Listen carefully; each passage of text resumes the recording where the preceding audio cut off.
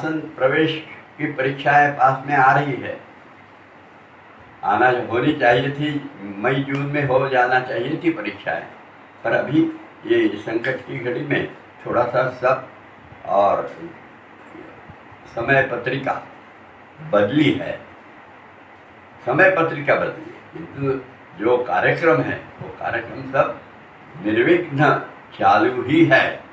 और ऐसे चालू रहते समय प्रवेश के और अपने अभ्यासक्रम में सब अभ्यासक्रम बहुत अच्छे ढंग से हमने पूर्ण किया है। रोज आप सब कभी 200 कभी 250 कभी इतने लोग जो उत्साह में प्रवेश की परीक्षा में भाग ले रहे हैं, ये सब सभी अभ्यासक्रमों आसन अच्छे हो गए सबके, उसकी थियरी जितनी थी वो सब सारी हो गई है, पतंजलि सूत्र के बारे में हो गया है, योगोपचार के बारे में हो गया है, सभी चीज़ें हम लोगों की हो गए हैं, आसन की कृति लाभ ये सब हमको पता चल गए हैं। अभी एक विषय अपना और है, जनार्दन स्वामी महाराज जो हमारे गुरु हैं, हमें सारे योग साधकों को प्रेरणा देने वाले हमारे गुरु महाराज जो हमको योग में प्रगति करने के लिए और आशीर्वाद देते हैं, ऐसे जो गुरु महाराज हैं, इन गुरु महाराज के बारे में सुनना और उनका चरित्र जीवनी, यह जो हमें अत्यंत प्रेरणादायी है। स्वामी जी का स्मरण ही तो हमारे लिए प्रेरणादायी हो जाता है। जैसे कहते हैं ना कि भाई क्या रहता है, दर्शन मात्रे मन स्मरणे मात्रे मन कामना पूर्ति, बिल्कुल वैसा ही होता है स्वामी जी का। स्वामी जी का दर्शन हो जाता है, स्वामी जी का स्मरण हो जाता है, और फिर योगाभ्यास करने में, योगाभ्यास के वर्ग लेने में, शिक्षकों को वर्ग लेने में, जितने साधक हैं उनको अभ्यास करने में यार बहुत उत्साह प्राप्त हो जाती है, वह उनकी जो कामना है वह पूर्ण होने लगती है। ऐसे एक जो गुरु महाराज है, ये गुरु महाराज के बारे में हम सुनना यह खूब आवश्यक है। बड़ा प्रेरणादायी चरित्र है जनार्दन स्वामी जी का। जनार्दन स्वामी जो हमारे गुरु महाराज है, ये नागपुर में आए और तो उसके बाद में किसी को पता ही नहीं स्वामी जी कहाँ से आए, क्योंकि वे खुद के बारे में बिल्कुल बोलते नहीं थे, और बोलना उनका बिल्कुल नहीं होने के कारण लोगों को स्वामी जी यानी कहाँ से आए, कौन है, क्या पढ़े हैं, क्या लिखा है, क्या साधना है, भगवे वस्त्र पहने हैं तो उनको संन्यास कहाँ से प्राप्त हुआ, कब प्राप्त हुआ, संन्यास के लिए उनके गुरु ने उनकी क्या क्या परीक्षाएं ली, बाकी कुछ पता नहीं लगा था। इतना कठिन हो रहा था स्वामी जी के बारे में जानकारी कि स्वामी जी के एक बहुत अच्छे भक्त थे, डॉक्टर थत्ते नाम, वो वर्धा में थे। 1988 में 1988 में स्वामी जी का चरित्र लिखने का आदरणीय दादा साहेब वर्णेकर इन्होंने, और एक उनको जो प्रेरणा हुई, उनको प्रेरणा, आजकल ये चमत्कार वगैरह नहीं बोलना चाहिए, पर वास्तव में वह एक प्रेरणा और एक दृष्टांत था। योगिनी एकादशी थी और उस दिन दादा साहब वर्णेकर जो मंडल के अध्यक्ष थे वो आश्रम में आए, और आश्रम में आकर 32 साल पहले की बात बता रहा हूँ आपको, मैं उस समय मैं वर्ग लेता था, अभी भी कितने शिक्षक हो गए हैं, इसलिए मुझे वर्ग वगैरह लेने की कोई नौबत नहीं आती, पर उस समय रोज वर्ग लेना, तो वर्ग लेने का समय हो रहा था, लोग आ गए थे सभी, और दादा साहब उसी समय पहुँचे। उन्होंने नमस्कार किया स्वामी जी के समाधि को, और कहा उन्होंने मुझे कि आज मैं स्वामी जी का चरित्र लिखूंगा। एकदम मैं तो हक्का बक्का हो गया कि एकाएक ये क्या हो गया। और फिर उन्होंने कहा हुआ, अभी वो कहीं अपन ज़्यादा बताते नहीं, किंतु उन्होंने कहा कि आज बैठे और स्वामी जी का दृष्टांत हुआ, और उन्होंने प्रेरणा दी है कि चरित्र लिखना चाहिए। 1988 की बात है, और तब बहुत आनंद हुआ, और फिर कहाँ से पेपर लाना है, फिर थोड़ा सा फूल लाना, प्रसाद लाना, वो किया मैंने तुरंत, और एक लेखनी पेन लाया और स्वामी जी वो स्वामी जी के ऊपर समाधि के ऊपर उसको रखा, उसको वंदन किया। और फिर दादा साहब ने फिर एक कुर्सी और टेबल लाए और वो भी मंडल में स्वामी जी के समाधि के पीछे में एक छोटा कक्ष है, उस कक्ष में रखा उसको उस समय ध्यान कक्ष कहते रहे, तो वहाँ रखा वो। और बाद में ये पेपर स्वामी जी के समाधि पे अर्पण किया और दादा साहब ने फिर से श्री गणेशाय नमः ऐसा लिखा और फिर वह पेपर हमने स्वामी जी के समाधि पे रखा और फिर जाहिर किया योग प्रकाश में कि ऐसा ऐसा, और स्वामी जी का चरित्र दादा साहब लिख रहे हैं। तो सब लोगों को जिनको और यहाँ स्वामी जी के बारे में कुछ यादगार होगी, क्योंकि स्वामी जी के चरित्र लिखने इतना और ब्यौरा अपने पास है ही नहीं, फिर भी दादा साहब को प्रेरणा हुई है। तो हम सब पुराने सभी साधकों को जिनका स्वामी जी से संबंध आया उनको आह्वान करते हैं कि वे स्वामी जी के बारे में उनके जितनी जानकारी है, जितना संबंध आया, क्या क्या किया स्वामी जी, क्या क्या बोले थे, ये सब हमें लिखित रूप में भेजे। और यह भेजने के लिए आह्वान किया। तो वो आह्वान में जो शुरू में मैंने बताया वर्धे के डॉक्टर करते थे, उन्होंने भी और एकदम एक अच्छा देणगी के रूप में और धनादेश भेजा मैंने चेक और बताया कि मैंने बहुत प्रयास किया है और मुझे तो एक 20 पन्नों के ऊपर स्वामी जी का चरित्र लिखना असंभव लगता है, और आप बोल रहे हैं कि 400-500 पन्नों का किताब बनने वाला है, मुझे तो असंभव लगता है, फिर भी आपने लिखा है, मुझे बहुत आनंद हुआ और मैं इसलिए प्रथम एक देणगी के रूप में आपको 1001 रुपया भेज रहा हूँ, उसका स्वीकार करिए और चरित्र जल्दी और तैयार होने दीजिए। और उन्होंने कहा मैंने खूब प्रयास किया पर स्वामी जी का 20 पन्नों के ऊपर चरित्र तैयार नहीं होता, इन्फॉर्मेशन ही नहीं है। और दादा साहब ने चालू किया, अरे इतनी इन्फॉर्मेशन इकट्ठी हुई सब मिलकर। और स्वामी जी का कार्य जो है, स्वामी जी का चरित्र है, वो उनके कार्य से बोलता है। और वह बोलना स्वामी जी ने, दादा साहब ने बहुत अच्छे ढंग से इकट्ठा किया। और एक बहुत 500 पन्ने हो रहे थे, तो 500 पन्नों में फिर दादा साहब बोले कि बहुत पन्ने हो रहे हैं, क्या करो। मैंने कहा लिखते चलिए, अपन बनाएंगे किताब। तो आखिरी में 512 पन्नों तक वो ले गए और समाप्त किया चरित्र लेखन। और वह योग मूर्ति नाम का पुस्तक का विमोचन, बड़ा ग्रंथ, प्रेरणादायी ग्रंथ 1991 में आपने प्रकाशित किया और बहुत अच्छे ढंग से वह प्रकाशित हो गया। बहुत बड़ा कार्यक्रम हुआ था और बहुत ही अच्छा कार्यक्रम हुआ था। और वह ग्रंथ आज हमारे लिए प्रेरणा ग्रंथ है। ऐसे ग्रंथों के आधार पे अपन समझ लेते हैं कि स्वामी जी कैसे व्यक्तिमत्व था, प्रयास करते हैं समझने का। और फिर स्वामी जी का कहाँ जन्म हुआ, क्या हुआ, ये सब जानकारी प्राप्त करते हैं। और जैसे यह जानकारी प्राप्त करना है तो उसमें आया कि उनके जो रिश्तेदार है उन्होंने बताया कि स्वामी जी ये कौठी नाम के ग्राम में उनका जन्म हुआ। सिंधुदुर्ग जिला है कोकण में, उसमें कुडाल नाम का तालुका है, तहसील। और इस तहसील में कौठी नाम का छोटा सा ग्राम है। उस ग्राम में स्वामी जी थे। तो उस समय 950 लोक संख्या थी और अब हम लोग बीच में गए थे अभी के ज़माने में, तो भी 1150 इतनी ही उसकी और लोक संख्या है। यानी कितना रिमोट में होगा, दुनिया की सब प्रगति होगी पर गाँव जो वो है इतना ही नहीं। मज़ा और आई। कौठी मित्र मंडल नाम का एक बम्बई में बहुत सुंदर संस्था है।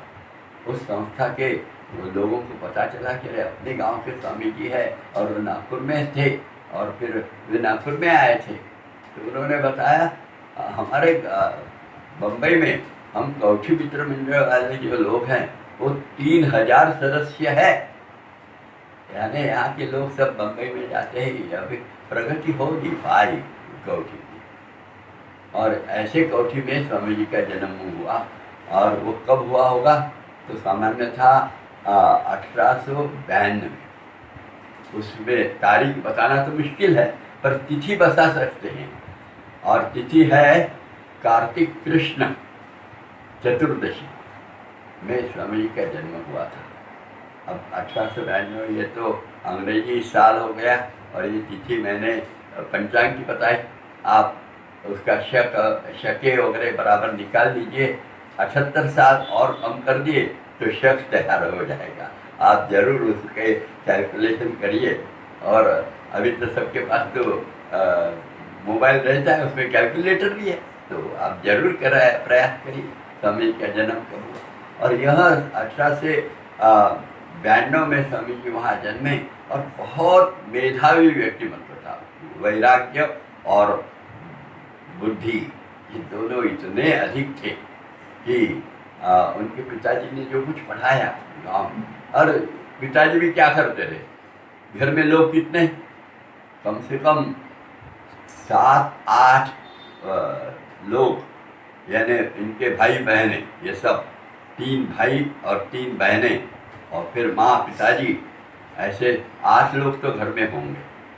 और ऐसे घर के काम कौन सा चलता रहा तो केवल एक किराने का दुकान छोटा सा था और वो भी इतना दूर था गांव से कि वहाँ कौन लोग खरीदने के लिए जाएगा ये तो कहना ही कठिन था। और उस जमाने में किराने में क्या खरीदेंगे, ज़्यादा से ज़्यादा चाय शक्कर नमक इसी चीज़ें तो खरीदाई जाती रही, बाकी तो सब घर में ही होता रहा सारी चीज़ें। तो एक आर्थिक दृष्टि से निश्चित रूप से कमजोर घर होगा। और बौद्धिक दृष्टि से और वैराग्य की दृष्टि से स्वामी जी महान। तो फिर आगे क्या करना है, पिताजी ने तय किया कि आजू बाजू में जो गांव हैं जहाँ पंडित लोग रहते हैं पढ़ाने वाले अच्छे जानकार, वहाँ भेजे। और वहाँ भेजे पहले जैसे आंदरले है, आंदरले में भेजा। वहाँ जो पढ़ाने वाले थे वो निःशुल्क पढ़ाते रहे, तो स्वामी जी वहाँ पढ़े। फिर किसी मंदिर में रहते रहे, छोटे थे और बड़े वैराग्य भाव थे, इसलिए निडर थे और कोई ऐसा संकोच नहीं था। वहाँ पढ़ने लगे और मंदिर में रहने लगे और वार लगा के भोजन करने लगे, सब निःशुल्क। और स्वामी जी की पढ़ाई चालू। आंदोलन के बाद वे गुरुकुल में गए, फिर और दूसरे गुरु जी के पास में गए। उसके बाद में पिताजी ने और फिर उनको वायु में भेजा, वायु में गए, फिर सांगली में जाकर पढ़े, फिर नासिक में भी जा पढ़े। और नासिक में भी बहुत, नासिक एक तो विद्या का बहुत बड़ा और केंद्र था भारत महाराष्ट्र में, बहुत बड़ा, यानी सबसे टॉप। जैसे कोई यूनिवर्सिटी रहती है, जैसे अभी क्या कहते हैं अपनी बम्बई की कोई IIT होगी तो अपने यहाँ पढ़ना है तो IIT बम्बई में जाए, तो वो सबसे पवई में है ना। या और कुछ IIM करना है तो गुजरात में जाओ, अहमदाबाद में। ये ऐसा जैसा कहा जाता है वैसे अपने महाराष्ट्र की उस जमाने की सबसे बड़ी पढ़ने की जगह थी नासिक और त्र्यंबकेश्वर। स्वामी जी वहाँ जाकर भी रहे, वहाँ पढ़े हैं। और रहने का और खाने का सब बताया वही रहेगा। हाँ, सब जगह वार लगाना, किसी माधुकरी मांगना, ओम भगवती भिक्षांदेही कहना और मंदिर में रहते जाना, ये सब काम करते रहे स्वामी जी। और ऐसे करते करते और सभी पढ़े। क्या क्या पढ़े तो स्वामी जी का पढ़ना बड़ा अलग ढंग से था। उन्होंने वेद पढ़े, सब चारों वेदों का अभ्यास हुआ था उनका। वेद पढ़ने की कुछ पद्धतियां हैं, मुझे तो बराबर नाम नहीं आएगा, पर कुछ एक में मुझे पता है, घन पाठ रहती है वेद पढ़ने की पद्धति। तो वह पद्धति स्वामी जी को बहुत अच्छे ढंग से आती है। घन पाठ पद्धति ही सबसे कठिनतम पद्धति है। स्वामी जी वेदों का अभ्यास घन पाठ पद्धति में किया, उनको उपनिषद का अभ्यास हुआ। उनको पुराणों का अभ्यास हुआ। दशग्रंथी ब्राह्मण बन गए स्वामी जी, और सब पढ़ाई कर रहे थे। पढ़ाई करने के बाद फिर भी आगे बहुत पढ़ाई रहती है, पढ़ाई ये कभी ख़त्म न होने वाली चीज़ है। तो स्वामी जी वेदों का, दशग्रंथों का अभ्यास करते करते उसके साथ आयुर्वेद का अभ्यास करने लगे, ज्योतिष शास्त्र का अभ्यास करने लगे, ये सब अभ्यास हो गया। फिर भी समाधान अभ्यास का नहीं हुआ, अभ्यास में और आगे जाना ही चाहिए, ये भाव से फिर स्वामी जी ने सोचा फिर कहाँ जाएं। तो फिर हिमालय में गए, काशी में गए, हिमालय में नहीं, पहले काशी में गए। और काशी में जाकर, काशी तो यानी अभी कैसे रहते हैं भाई, खूब पढ़ाई करनी है तो यदि हिंदुस्तान में डॉक्टर बनना है बहुत बड़ा, बाहर नहीं जाना है, प्रदेश में जाना है तो सबसे बड़ी चीज़ रहती है हमारे यहाँ। तो पर हिंदुस्तान में पढ़ना है तो डॉक्टरी का पढ़ना, चंडीगढ़ में जाके पढ़ेंगे तो सबसे बड़े डॉक्टर बनेंगे, ऐसा कहा जाता है। बिल्कुल वैसा ही था। इस हिंदुस्तान में पढ़ाई का सबसे बड़ा केंद्र वह काशी था। और काशी में जाके अब ये जाएंगे कैसे, पैदल पैदल जाना समझ जी का सब, यहाँ से जो निकले होंगे तो वहाँ जाके पढ़ाई की, और वहाँ जाकर पढ़ाई करने के बाद पढ़ाई करते करते और शायद बीच में स्वामी जी को, क्योंकि स्वामी जी के अंदर में ये भाव पहले थे, यानी नासिक में जब रहते रहे त्र्यंबकेश्वर में, तब भी उन्होंने वहाँ के जो कुछ प्रदक्षिणाएँ रहते हैं, ब्रह्मगिरी कुछ प्रदक्षिणा या और कुछ प्रदक्षिणाएँ रहती है, वो सब उन्होंने बहुत अच्छे ढंग से धार्मिक कार्य किए और व्रतों का बहुत जबरदस्त पालन किया। वैराग्य होने के कारण वैराग्य के साथ व्रत आते हैं, व्रत ही जो होता है वह वैराग्य परिपूर्णता से पालन कर सकता है। स्वामी जी ने कितने व्रत किए, बहुत बहुत बहुत ज़्यादा किया, ब्रह्मावृत यात्रा की, कितने किए। और ये करते करते जैसे मैंने आगे बताया कि वो फिर आगे काशी में गए, काशी में भी बहुत पढ़ाई की, और वह सब समाप्त होने के बाद फिर कुछ और करने की इच्छा हुई तो हिमालय में चले गए। हिमालय में भी साधना की है कुछ। हिमालय में लोग कहते हैं, पेपर इस बीच में उसका उल्लेख आया था कि स्वामी जी ने तंत्र मार्ग के अभ्यास बहुत अच्छा किया। तंत्र मार्ग का अभ्यास, तंत्र मार्ग ये बहुत बड़ी चीज़ है, उसकी साधना करनी पड़ती है। स्वामी जी ने वो भी पूरी की। और इतना ही नहीं, अभी योग शास्त्र मार्ग में स्वामी जी ने भाई गुरु किसी को अपना शिष्य बना दिया, एकदम ऐसा कहीं नहीं है जाना। कुछ लोग कहते हैं कि हमको शिष्य तो दिया पर मंत्र दिया था, पर यो तंत्र मार्ग में तो उनके कितने और विद्यार्थी हैं, बहुत शिष्य हैं उनके। अभी कुछ लोग जीवित भी है। तो उन्होंने बताया उनके शिष्यों ने कि स्वामी जी हमारे गुरु थे तंत्र मार्ग में, तो वहाँ भी अभ्यास उन्होंने किया। और वहाँ करते रहते रहते साधना करते समय उनके पास ये भी आ गया, जिसने कहा उनको कि चलो भाई आप यहाँ क्यों रहे, हिमालय में क्यों रहे, आपका तो जगह नर्मदा किनारे जाना चाहिए आपको। और फिर नर्मदा किनारे जाए हो तो फिर नर्मदा किनारे पास भी हो। वहाँ जाकर उन्होंने नर्मदा प्रदक्षिणा चालू कर, प्रदक्षिणा पहली होगी दूसरी हो गई। तो उतने में कोई चातुर्मास्य का समय था, जैसे अभी ये चालू हो गया है चातुर्मास्य, आषाढ़ से चालू हो जाता है। आषाढ़ी एकादशी से तो पूरा, और ये परिव्राजक रहते हैं, स्वामी जी परिव्राजक आचार्य थे ना, तो घूमना घूमना अखंड घूमना ये सब होता है। स्वामी जी के परिव्राजक आचार्य में अनिकेत व्रत था, उनका मकान भी ऐसा मठ नहीं, मकान नहीं, झोपड़ी नहीं, कुछ नहीं, अपना छत नहीं रहेगा। आकाश व्रत का पालन करने वाले थे स्वामी जी, आकाश यही उनका और छत रहेगा। इतना विलक्षण व्रतों के स्वामी जी। और ये स्वामी जी हिमालय के से निकले, फिर से नर्मदा प्रदक्षिणा करने लगे। और प्रदक्षिणा करते करते चातुर्मास्य में गुजरात के पास में और एक सिद्धपुर नाम का ग्राम है, वहाँ स्वामी जी रुके। वहाँ रुकना स्टेशन हो गया था उनका, 4 महीने वही रुकना। और यह जो स्थानक बोलते उसको, वो स्थानक में स्वामी जी रुके। और वहाँ उनको फिर से एक सन्यासी मिल गया। और वो बोले क्यों बेटा योग सीखोगे क्या? अब ये सब कुछ सीखे थे, दुनिया की सारी विद्याएं, पर योग नहीं सीखे थे। इन्होंने क्या हाँ सीखेंगे, और 4 महीने उनको गुरु ने योग वही पढ़ाया। और स्वामी जी के पास कुछ वो जब ये सब सीखे थे, और यहाँ कभी कहीं जाकर पोथी पढ़ना, कहीं अभिषेक करवाना, ये उपाध्याय का भी काम करते थे स्वामी जी पहले। और इसलिए उनके पास थोड़ा बहुत धन था। 4 महीने रुके वहाँ, और 4 महीने में गुरु दक्षिणा, गुरु बोले 4 महीने के बाद कि आपकी पढ़ाई पूरी हो गई योग की। तो स्वामी जी बोले ठीक है भाई, अब कल आपका समावर्त विधि है, ऐसा स्वामी जी को उनके गुरु जी ने बताया। और गुरु जी ने बताने के बाद स्वामी जी बोले ठीक है। गुरु समावर्त विधि में क्या रहता है, ये भारतीय विद्या प्रणाली की बड़ी विशेषता है कि गुरु निःशुल्क पढ़ाएगा, और ये समावर्त विधि में गुरु जब उपदेश करेगा और दीक्षा देगा, उसको आशीर्वाद देगा, उस दिन विद्यार्थी ने अपने गुरु को दक्षिणा दी। बिल्कुल राम भगवान रहे, वे भी अपने गुरु के पास गए तो गुरु दक्षिणा दी, कृष्ण रहे तो उन्होंने भी दी, अपने अपने तरीके से देते रहे। बिल्कुल सुदामा रहा तो वो भी देगा, सब गुरु दक्षिणा देंगे ही। ऐसी ये जो भारतीय विद्या प्रणाली की विशेषता है अपने यहाँ, वो विशेषता स्वामी जी के ज़माने में भी थी।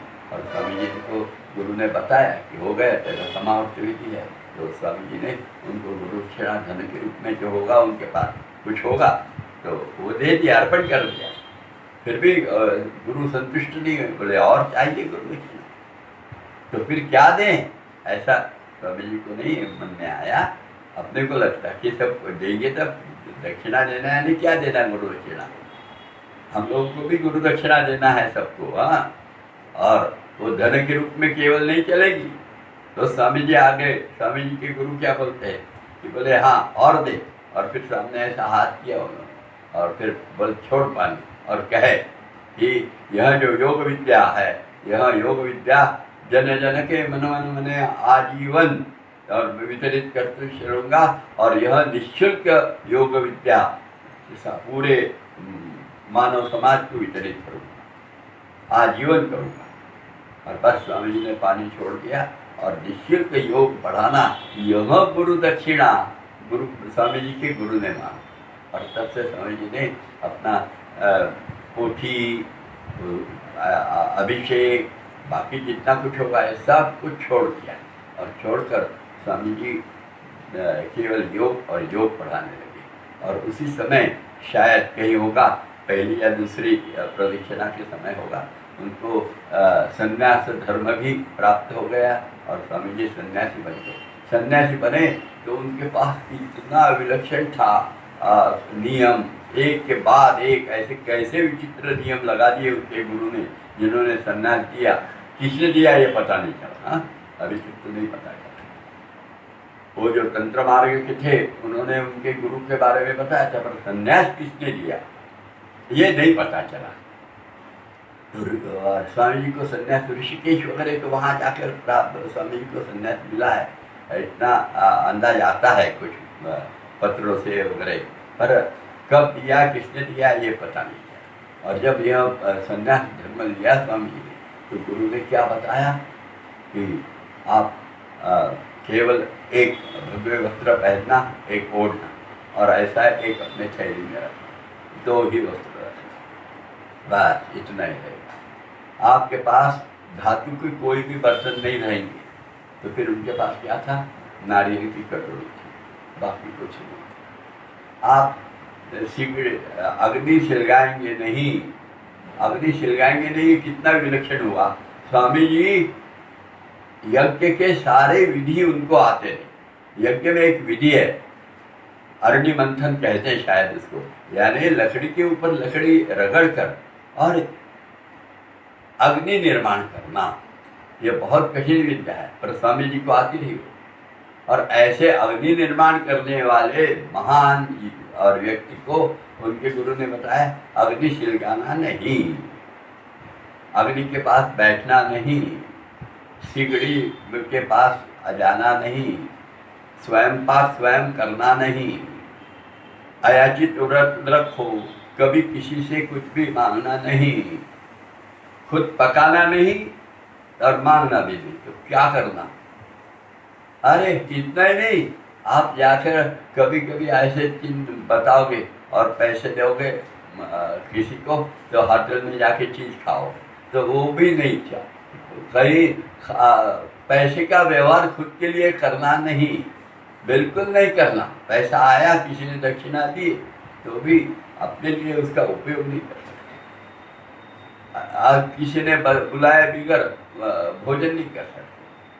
और भोजन भी बराबर बोलना चाहिए कि आज सुबह मेरे घर में 11 बजे भोजन को आओ, तो फिर स्वामी जी जाएंगे, नहीं तो नहीं जाएंगे। ऐसे कितने व्रत थे, अपना छत नहीं बना, तो आश्रम में अभी अपन जनार्दन स्वामी योगाभ्यास मंडल कहते हैं, उसका मूल नाम योगाभ्यास मंडल है। और वहाँ स्वामी जी ने बनाया, तो बनाने के समय कह दिया कि ये सब योग साधकों के लिए है, यह तो मैं तो सन्यासी हूँ और आकाश व्रत का सन्यासी हूँ, और मुझे अनिकेत व्रत का पालन करना है। तो यहाँ तो और परिव्राजक आचार्य हूँ, तो परिव्राजक आचार्य होने के कारण 3 दिन 3 रात यहाँ रहूँगा ना, मैं घूमते रहूँगा अखंड, और एक दिन सप्ताह में आते रहे सभी। ऐसे सैकड़ों व्रतों के साथ स्वामी जी का जीवन था, और यह सब व्रत बड़े अखंड पद्धति से उन्होंने निभाए स्वामी जी। और फिर 1900 अब ये योग कब सीखे और योग कब सीखने के बाद, पर लोग कहते हैं 1940 में कहो, 1943 में कहो, लोग होशंगाबाद में स्वामी जी ने पढ़ाया। होशंगाबाद में कोई एक हरणे सर थे, उनसे मुलाकात हुई थी एक बार में, तो वो बता रहे थे, और बड़े बड़े सुंदर हंसते रहे वो, बहुत जोर से हंसना उनका। और मैंने हंसना कितना बड़ा हो सकता है और भारी हो सकता है, तो हरणे सर महाराज, तो वो बताए स्वामी जी हमारे घर में आए थे, ये 44 से 45 की बात होगी।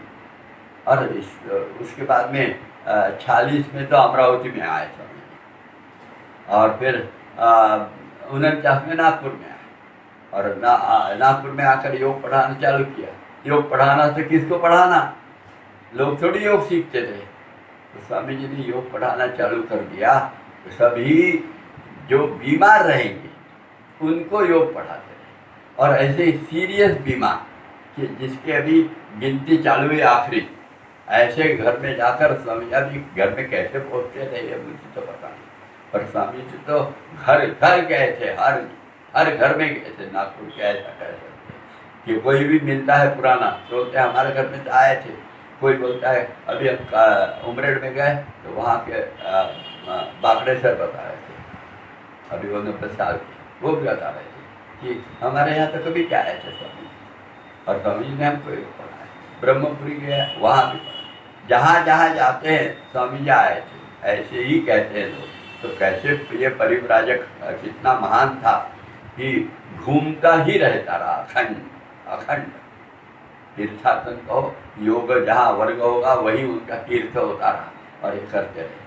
और ऐसे कहते करते स्वामी जी ने नागपुर में जब आए तो योग पढ़ाना चालू कर दिया, और बीमार लोगों को पढ़ाते, और बीमार दुरुस्त होने लगा।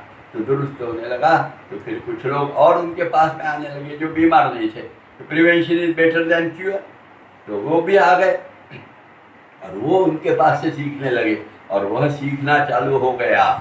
और सीखते सीखते फिर वर्ग नागपुर में क्या चालू हो गए, और फिर स्वामी जी का दौरा तो खूब चालू था, अखंड चालू था। स्कूलों में योग पढ़ाना, ये स्वामी जी ने काम चालू किया। स्कूल में जाकर बच्चों को योग पढ़ाना। महाराष्ट्र शासन ने तो उनका एक समिति बनाई, और उसमें एक अभ्यासक्रम बना दिया, 5वीं से लेकर तो 10-11वीं तक का एक सुंदर अभ्यासक्रम बन गया था। उसका इम्प्लीमेंटेशन नहीं हुआ, पर अभ्यासक्रम बन गया था। स्वामी जी के और मार्गदर्शन में वह चीज बनी थी, शासन में मान्यता थी। देखते देखते शासन ने तो उनको छत्रपति पुरस्कार भी दे दिया स्वामी जी को, और ये सब काम चालू था। 1949 में जैसे नागपुर में आए तो ये सब काम करने लगे। 51 में उन्होंने योगाभ्यास मंडल की स्थापना भी कर ली, लोगों ने सब मिलकर, जैसे यहाँ न्यायमूर्ति मंगल मूर्ति थे, वे उसके अध्यक्ष बने थे पहले, उसने तो याद है अभी। तो ये उनके अंदर में बनने लगा। और फिर योगाभ्यासी मंडल का फिर चैरिटी कमिश्नर के पास में रजिस्ट्रेशन भी हो गया। सभी एक संस्था, रजिस्टर्ड संस्था, यह योगाभ्यासी मंडल नाम की स्वामी जी ने बना दी। और यह काम ऐसा फिर नागपुर में जगह जगह वर्ग भी चालू कर दिए। वर्ग चालू कर दिए तो वर्गों में लोगों ने कहा कि हमारे को तो समझता नहीं, आपके कोई आसन 3 क्रमांक में रहते तो कोई 4 क्रमांक में रहते तो कोई 2 ही क्रमांक रहते तो कोई 16 क्रमांक में रहते, तो कैसा करें। स्वामी जी बोले ठीक है, वो लिखित रूप में देते हैं। तो किताबें चालू हो गई, बड़ी सुंदर किताबें हैं स्वामी जी, अप्रतिम किताबें हैं, आपने देखे होंगे सब, नहीं हुई तो देख लीजिए जरूर। किताबें महान किताबें हैं। और यह किताबें बन गई ग्रंथ कहूँ मैं, अब किताब क्या कहूँ, ग्रंथ है योग, छोटे छोटे ग्रंथ, ये स्वामी जी ने चालू किए। और फिर देखते देखते शिक्षकों को और कोई अथॉरिटी मिले, इसलिए परीक्षाएं भी चालू की 1956 में। देखिए 49 में आए, रजिस्ट्रेशन क्या किया मंडल का, काम क्या चालू कर दिया, और शिक्षक बनाने के लिए और प्रमाण पत्र प्राप्त शिक्षक ऐसे निर्माण करने की योजना भी बना दी। उस समय आसन प्रवेश और आसन प्रवीण ये 2 परीक्षाएं थे समझ लीजिए, वो अप्रतिम परीक्षाएं। और वो बनने के बाद निःशुल्क योग पढ़ाना, यह गुरु दक्षिणा स्वामी जी को सभी विद्यार्थी देते रहे। आज देखो ना कितने विद्यार्थी तैयार हो गए हैं। और ऐसे करते करते स्वामी जी का प्रचार का तो क्या क्या बताएं, प्रचार में कितना। अरे बंगाली देवी में प्रदर्शनी होती रही, वहाँ स्वामी जी अपना स्टॉल लगाते रहे और पुस्तकें भी लोगों को देते रहे और योग पढ़ाते रहे, बीमारी पर इलाज बताते रहे। जहाँ कहीं लोग इकट्ठे आए वहाँ स्वामी जी ने योग पढ़ाया। और ये सब करते करते 1951 में जैसे मैं बताया कि योगाभ्यासी मंडल की स्थापना, और शायद 60 में योगाभ्यासी मंडल का रजिस्ट्रेशन वगैरह भी हो गया 1960 में।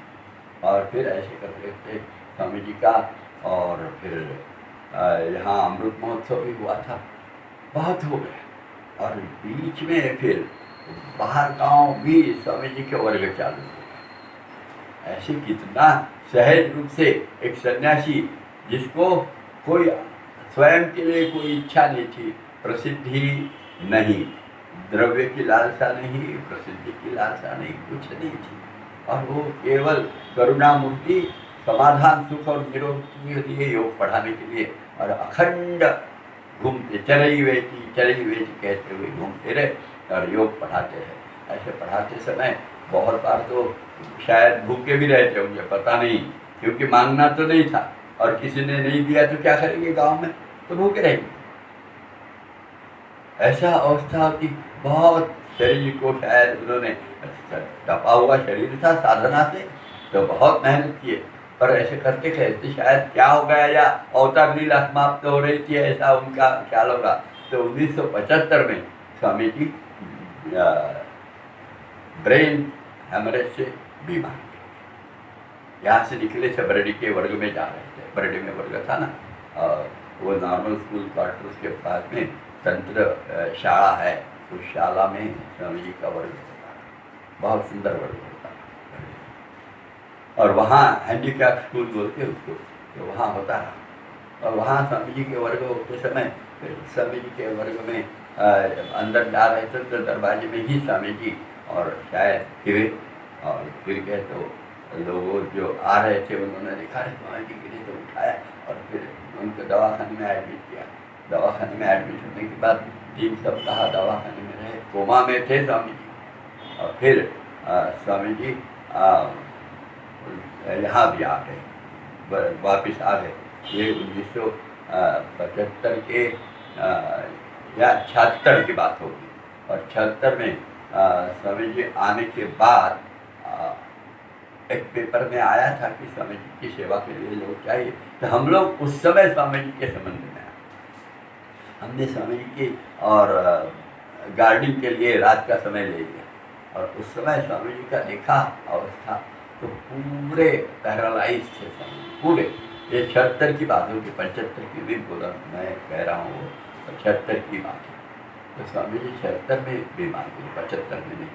और 76 में जब बीमारी आ गई उनकी, तो वह बीमारी में पैरालिसिस हो गया था पूरा, यानी दाहिने तरफ का सारा शरीर बिल्कुल निष्काम, बिल्कुल यानी हलचल हो गई, त्राण नहीं था, निस्त्राण हो गया था। और ऐसे अवस्था में और स्वामी जी थे, और उस समय हम लोग रात को जाते थे स्वामी जी का इसमें गार्डिंग के लिए, और सुबह तक रहते थे। तो देखते देखते उनको फिर उनके कपड़े बदलना, उनका सब कुछ करना, ये करते हैं, उनके बिस्तर साफ सुथ करना, कपड़े धोना, ये सब करते करते देखा कि वे तो हलचल भी नहीं कर सकते रहे, बोल भी नहीं सकते रहे। और ऐसे स्वामी जी क्या चमत्कार है देखिए, कि जैसे 77 का फरवरी वगैरह आ गया, तो फरवरी में स्वामी जी उठने लगे, थोड़ा सा बोलने लगे, चलने लगे। मार्च आ गया, अप्रैल आ गया, तो स्वामी जी तो अच्छे राम मंदिर तक जाने लगे, और अच्छे हम लोग प्रातः स्मरण वगैरह कहते रहे, तो स्वामी जी कहने लगे, कोई गलत कहा तो तुरंत दुरुस्त करवाते रहे, इतना सब कुछ होने लगा। और फिर स्वामी जी का, और यह सामान्यतः मई की बात होगी, 77 की मई, हाँ 77 की मई की बात है। और स्वामी जी यहाँ से एकदम निकल गए, कहाँ? कन्याकुमारी। वहाँ कुछ पढ़ाने वाले थे, उन्होंने वहाँ के जो मुखिया थे उनको शब्द दिया होगा, हम लोगों को किसी को तो पता नहीं, पर यहाँ से स्वामी जी निकल गए, और वहाँ जाकर 1 महीना पढ़ाकर और मई में वापस आ गए फिर से।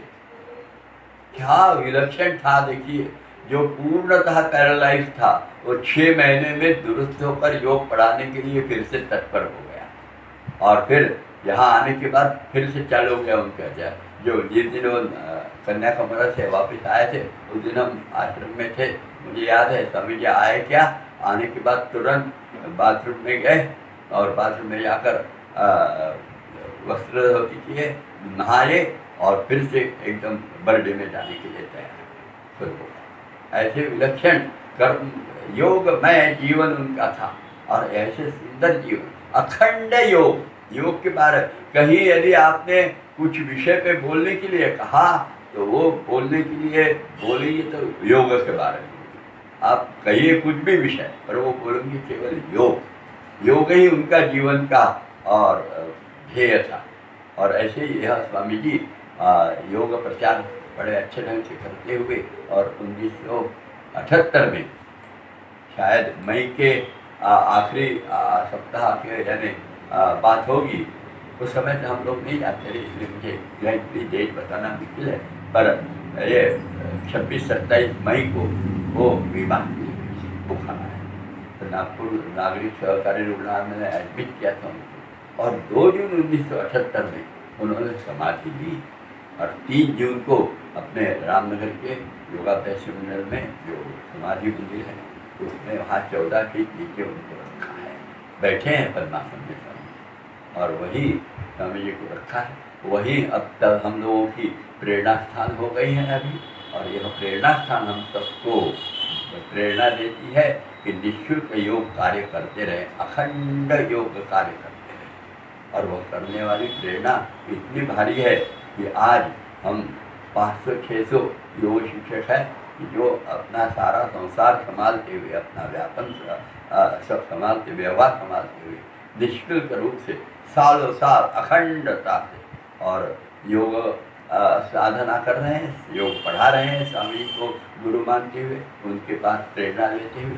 ऐसा एक महान व्यक्तिमत्व हमारे नागपुर में हो गया, और उनका यह योगाभ्यास मंडल काम कर ही रहा उनके प्रेरणा से समाधि प्राप्त करते हुए। और ऐसे महान विभूति को 2 जून को जिनको वो थी वैशाख कृष्ण द्वादशी, ये ख्याल करना, फिर से शक आप ले लेना, 1978 शायद, हाँ 78 माइनस ये तो 1900 हो जाएगा, शके 1900 थी वो, वैशाख कृष्ण द्वादशी शके 1900, उसमें स्वामी जी ने समाधि ली। यह जरूर याद रखिए। और ऐसा एक श्रेष्ठ गुरु हम सबको प्राप्त हुआ है, जो गुरुपद है, जो पतंजलि योग सूत्र में जो गुरुपद लिखा है, एक गुरु तत्व है जो ईश्वर के भी ऊपर रहता है। ऐसा गुरु तत्व यानी अपने गुरु महाराज थे, उनको हम सब वंदन करें, उनसे प्रेरणा लें और अपना गुरु का कार्य अखंड रूप से या अपने शरीर में जब तक प्राण है तब तक हम करते रहें। ऐसा आजीवन यह व्रत योग का करें, ऐसे ही, और वो भी निःशुल्क करें। ऐसी प्रेरणा लेकर और हम आज यह स्वामी जी के चरित्र को यहाँ और विराम दें और उनको वंदन करें कि हम भी आपके ही बताए हुए और मार्ग पर अखंड चलते रहेंगे। गुरु महाराज यहाँ हमें आशीर्वाद दीजिए। नमस्कार।